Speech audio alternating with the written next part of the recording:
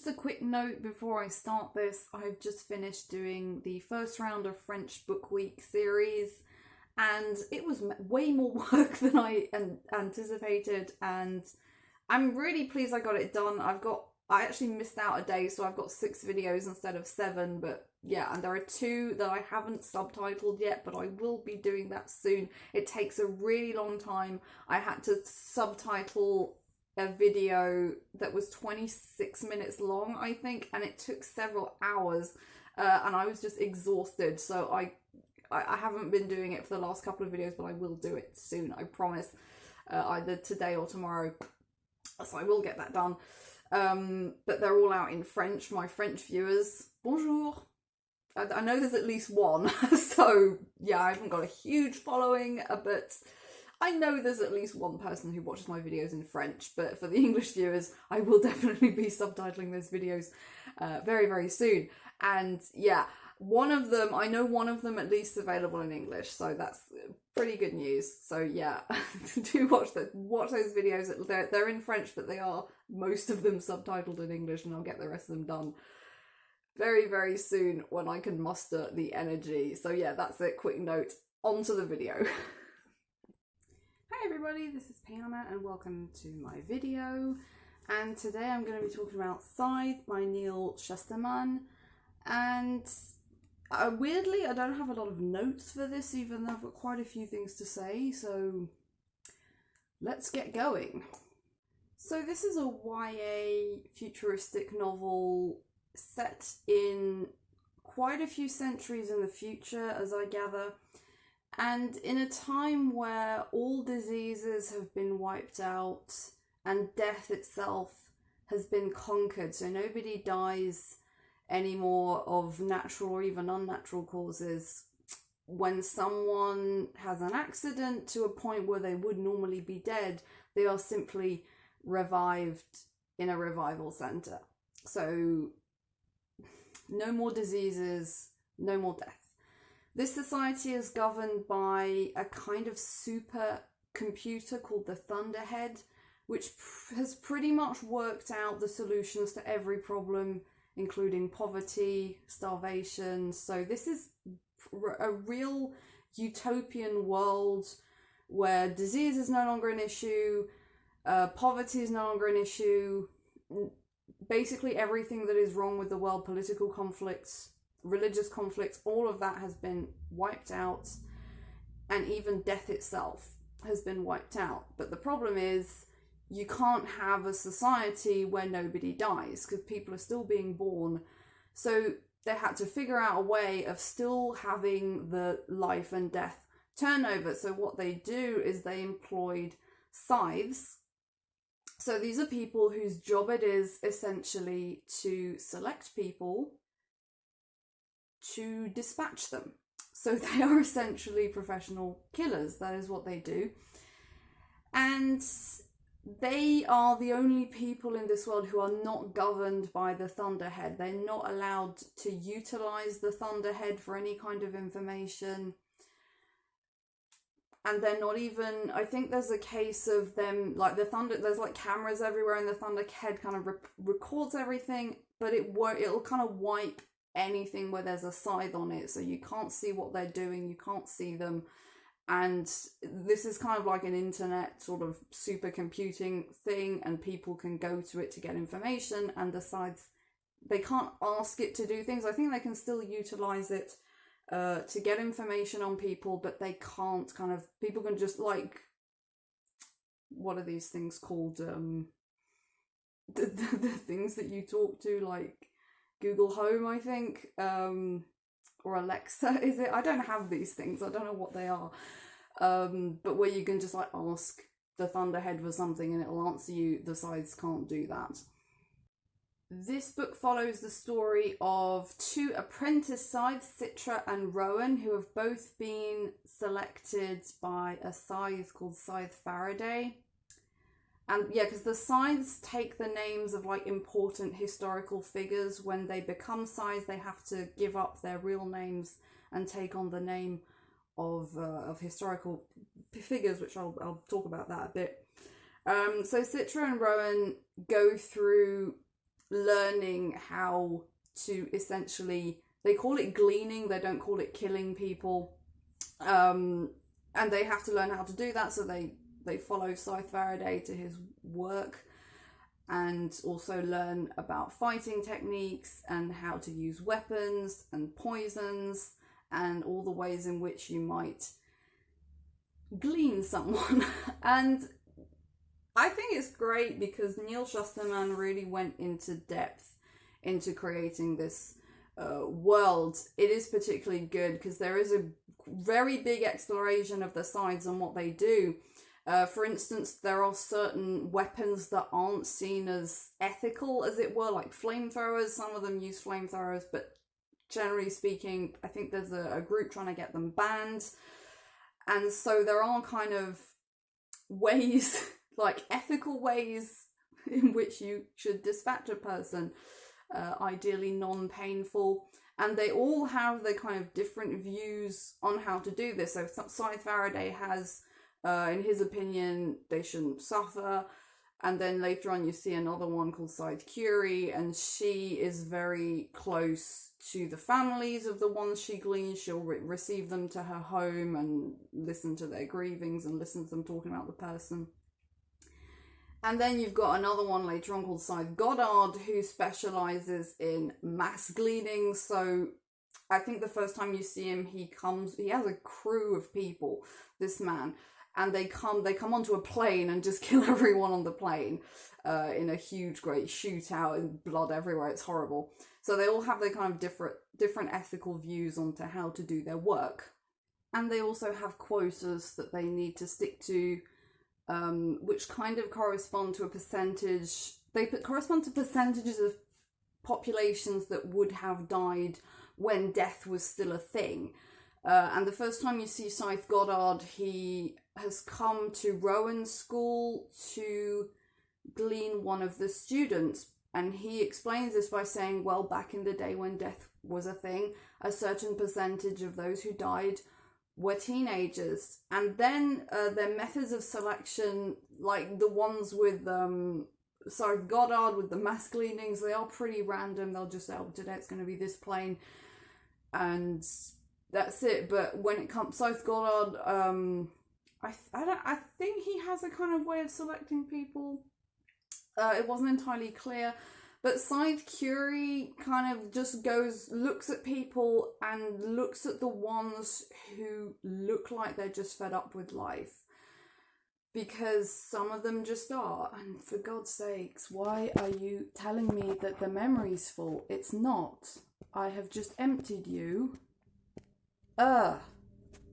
Because people still age, so when, like, they still age, but then they get to a certain point where they can do what they call turning the corner, which is to have their age kind of set back to whatever age they choose. And the Scythes also do this, but they tend to look older. People tend to be more reassured when they kind of look like they're in their 40s or 50s, but so when they turn the corner, they won't go back as far, but some of them will go back to when they're like in their early 20s.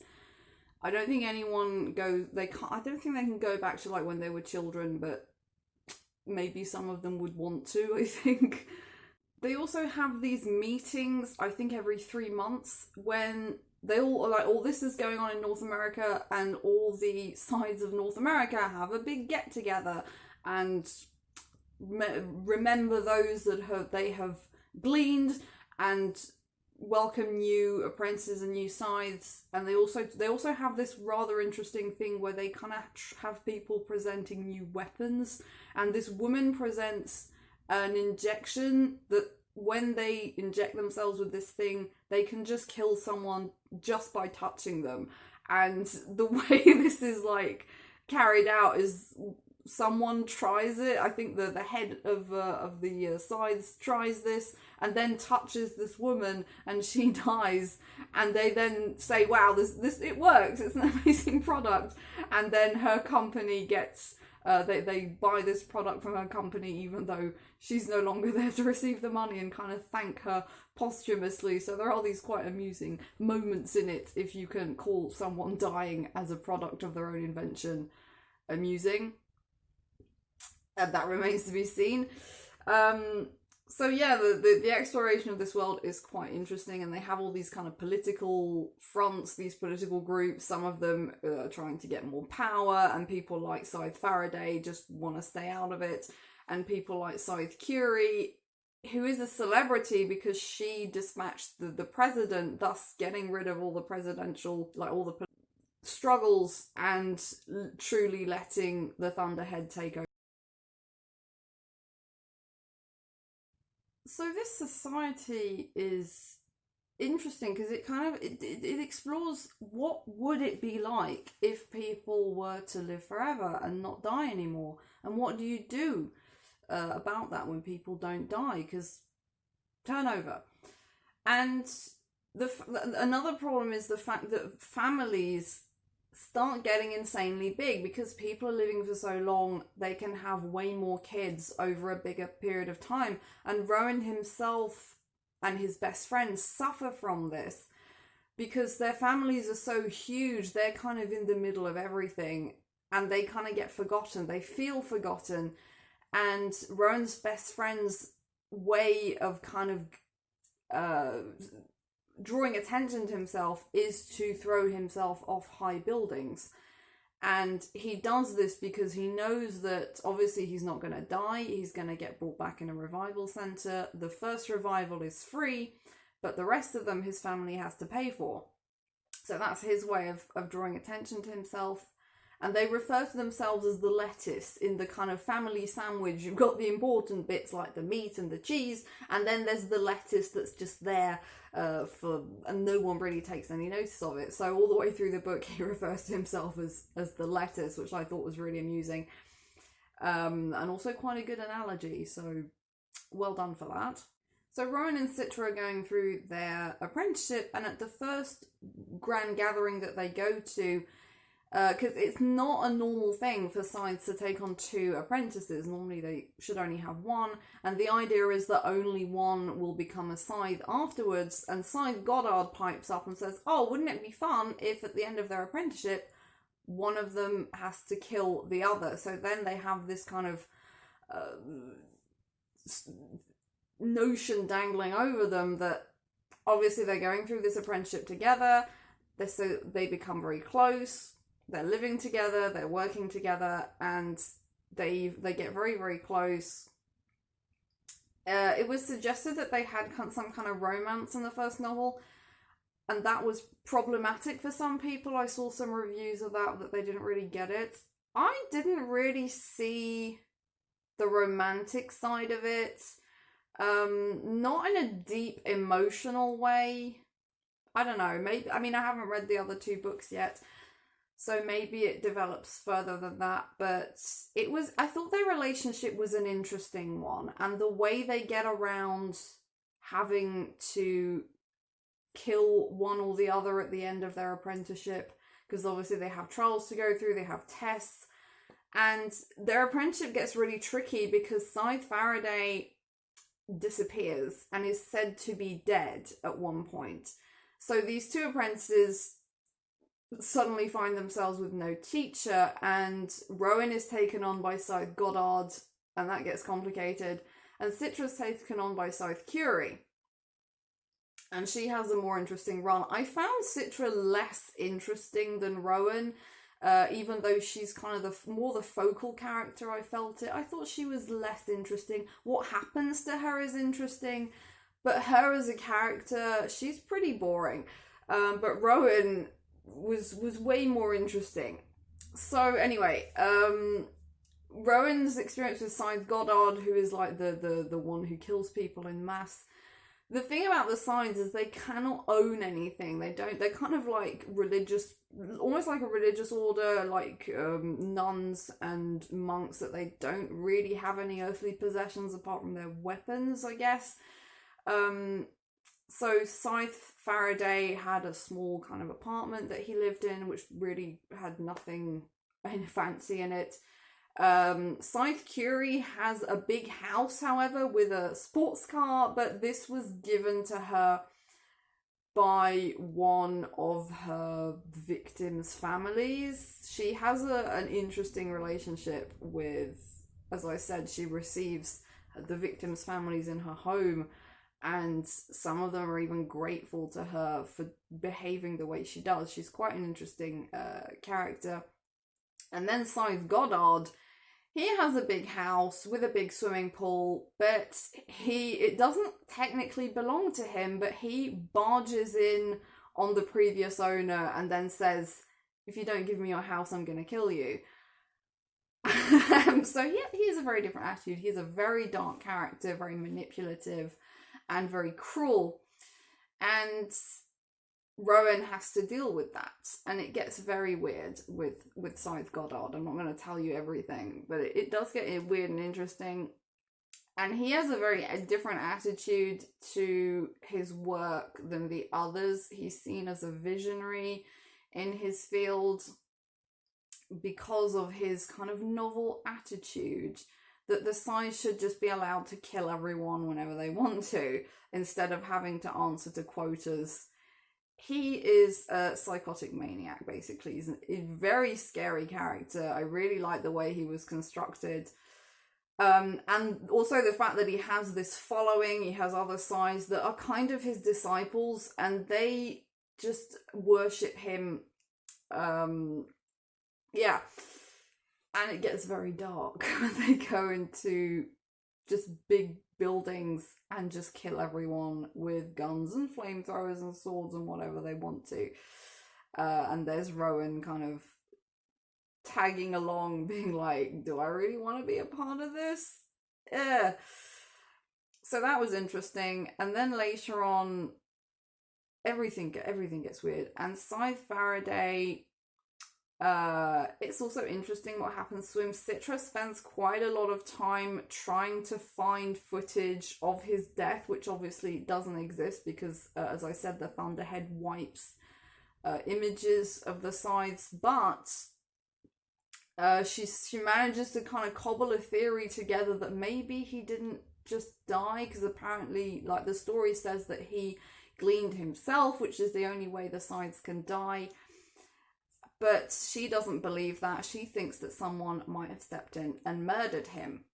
So then you've got all of that going on. And then her relationship with Rowan obviously becomes way more complicated because they're not living together anymore. And both their teachers are obviously rooting for them. Everyone seems to believe that Rowan is going to be the winner of their fight. The kind of final resolution at the end. It gets interesting. But despite that, they still have an immense respect for each other. Especially Citra has a huge amount of respect for Rowan, and that's also something that's something that the Scythes find incredibly important in their line of work, is the respect for life and the necessity of death. If that makes any sense. What I thought was interesting about this whole novel was the fact that the Thunderhead, which kind of governs over everyone, this sort of super computer intelligence. The thing about like dystopian societies or utopian futuristic societies, there is always a side of them which normally comes across as being negative, something that is oppressive for the population. But here it's just not the case. The Thunderhead really works to try and make everyone's lives as good as possible, and everyone seems genuinely happy, and there is really nothing to fight against.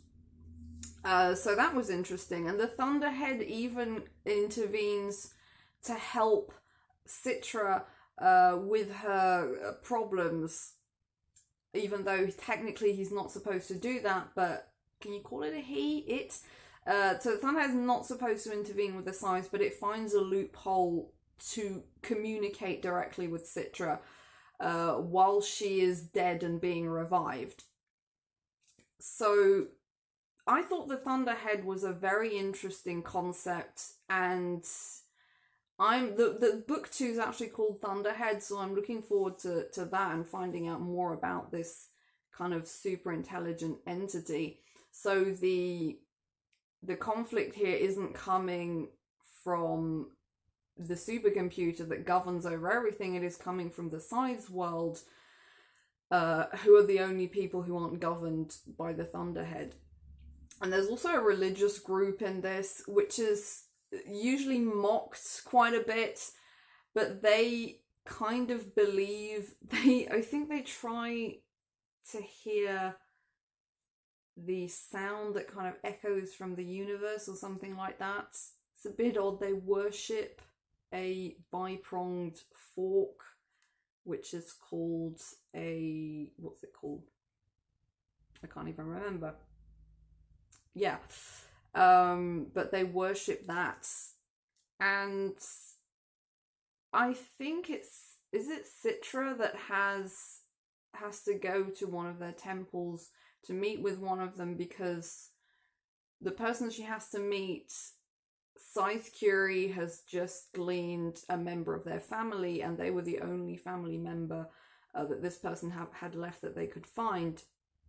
So she has to go to this temple, and in front of the door of this temple there is a bowl containing what they call primeval ooze, which is filled with every disease. So cholera, everything you can think of is in this bowl, only they are now immune to it. And this religious organization kind of regret that. They regret the way society has become, that no one kind of gets disease anymore, because no one's afraid of death now. And incidentally, there is no more religion, because the Thunderhead kind of arrived and said, there's no God, I'm dealing with everything now. And everyone was like, oh, okay, stop worshipping. I'm sure it was more complicated than that. But that's kind of what it feels like. And I thought that was also interesting, because a very kind of strong point of every religion is the notion of death. Like in Christianity, you have the notion of where we go after we die. So you go to heaven, and many cults, or even religions, without even going into cults, kind of unite themselves around the notion of a doomsday or an apocalypse or something that's going to happen. And this is in the Bible as well. If you read the Bible, you have the book of Revelations, which is interesting. And so that I thought that was a really brilliant thing, like to say this is why religion has no place in the world anymore, because there is no death. Or when there is, it's the signs doing it. And so they kind of do it legally, as it were. So death is controlled. And yeah, it is really interesting, because every single chapter is interspersed with parts of the Scythe's journals, because they all have to keep a journal, which is, I think, the only thing they're allowed to own. And they have to write in it every day. And so you have these passages from the Scythe's journals, and it starts off, it's only coming from Scythe Faraday's journal, and then as it goes on, it's Scythe Curie's journal, and then Scythe Goddard later on. And Scythe Curie mentions at one point this person who she's about to glean, and who's asking her, where am I going to go? What's going to happen to me? So she says, well, you're going to die, and this is what's going to happen, and your family will be notified. And she's saying, yes, but where do I go? What actually happens? So there is still this notion of what happens after we die, even though it's not quite as relevant as it used to be. I don't entirely understand why that is, but yeah, it's an interesting notion, I thought. The fact that the Scythes take their names from important historical figures was also an interesting point I found. Because, I mean, it's weird. Like, I thought it was weird. I thought it was nice, but it was weird, because Scythe Faraday, who takes his name from Michael Faraday, who is one of my favourite scientists, and he's just, I mean, apart from the fact he invented a ton of stuff that we use today, he was a British physicist, and he was known as the physicist that did not go to college, because he didn't really have any formal education, but he nonetheless became this great physicist and great scientist. He was very, very good at experimenting. He discovered Benson, I think. He worked with chlorine. He was one of the pioneers of chlorine. He also created the Bunsen burner and electrolysis, the laws of electrolysis. But he was absolutely no good at maths. And obviously, when you're working in this kind of field, you need to be able to write down these equations, and he couldn't do that, and he had someone else did it for him. But nonetheless, he pioneered all these incredible scientific discoveries in the 1800s, which we use every day today. So he was a great man. And Marie Curie, obviously, I live in France, and when you live in France, you are force-fed the work of Marie Curie. She was a Polish, she was originally from Poland. She wanted to go to university and study physics, only in Poland, this was again in the 1800s, women weren't allowed to go to university. They wouldn't allow women to university. So she moved to France in order to be able to do her studies. It was very complicated for her, a lot of hardships.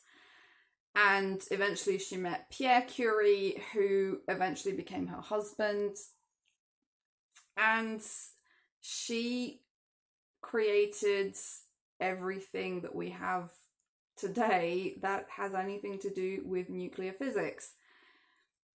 She was a great woman, and she thought up this stuff all on her own. I love Marie Curie. I do.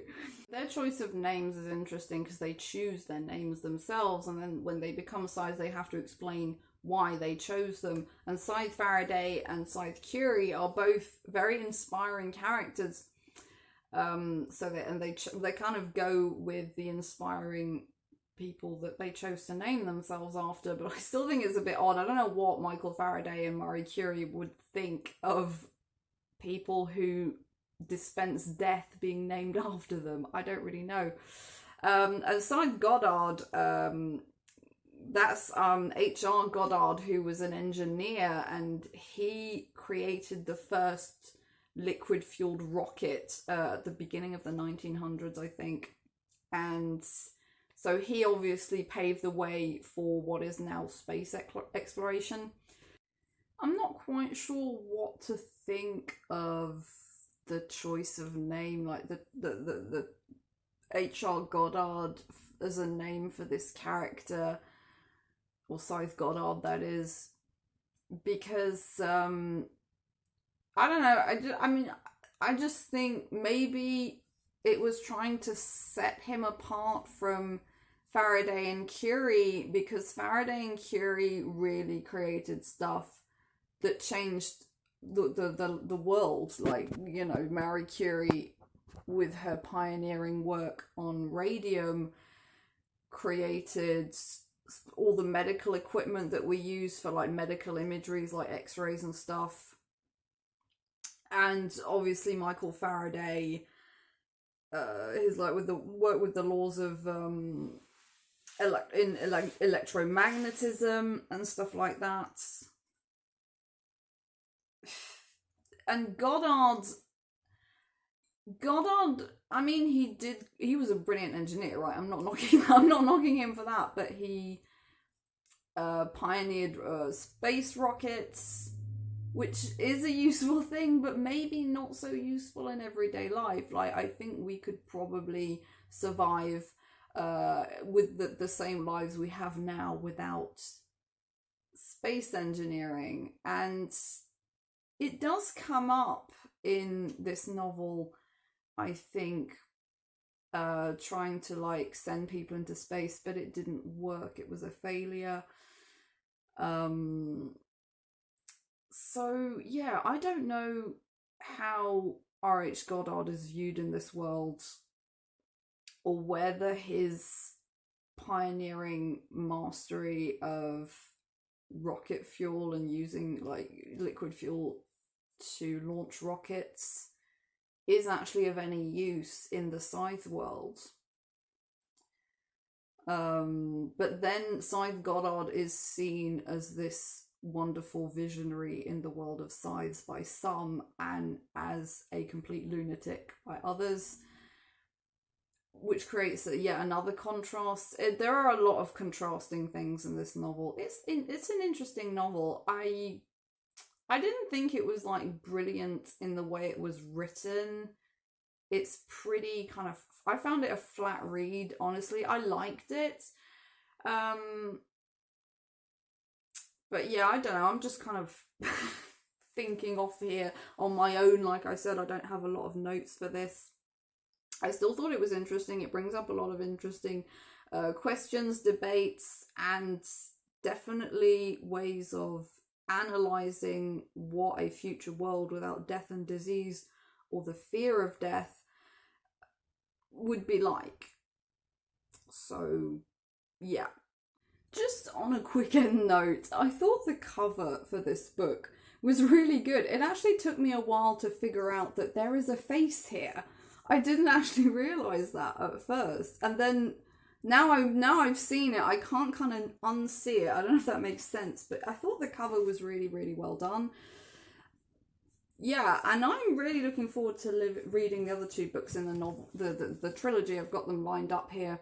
Thunderhead and the Toll, because I did really like this book, and I did really like the ending, because the ending, it ends with so Citra and Rowan have now finished their apprenticeships and they are ready to become Scythes, and they've gone through all the exams and everything. However, now once they get to the end, they have to fight each other, and the loser dies and stays dead, as it were.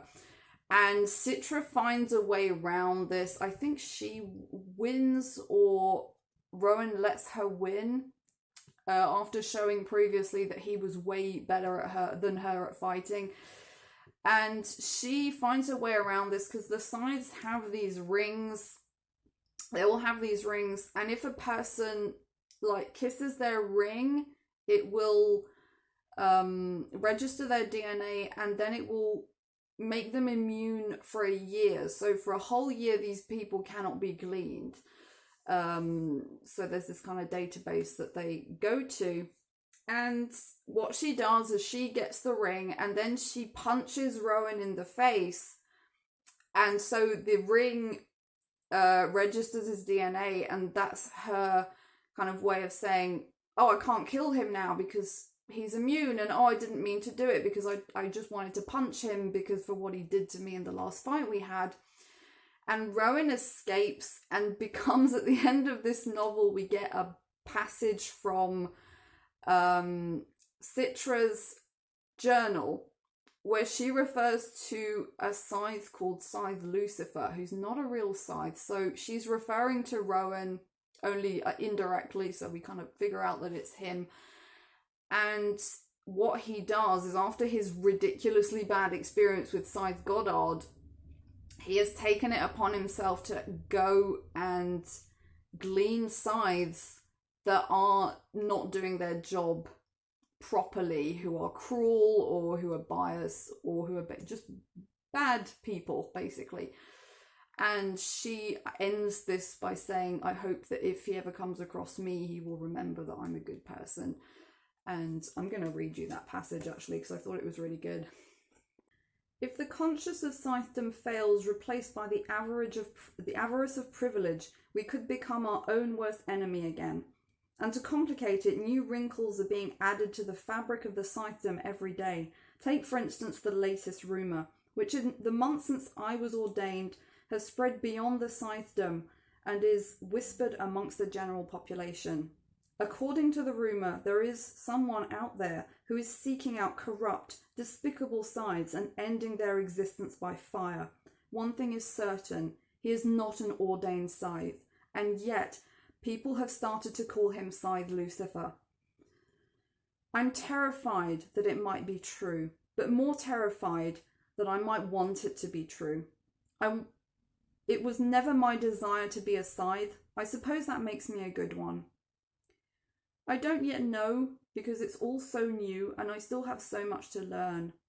For now, I must give all my attention to gleaning with compassion and conscience, with hope that it will help our perfect world stay perfect. And if ever Scythe Lucifer comes my way, I'll hope he sees me as one of the good ones, the way he once did.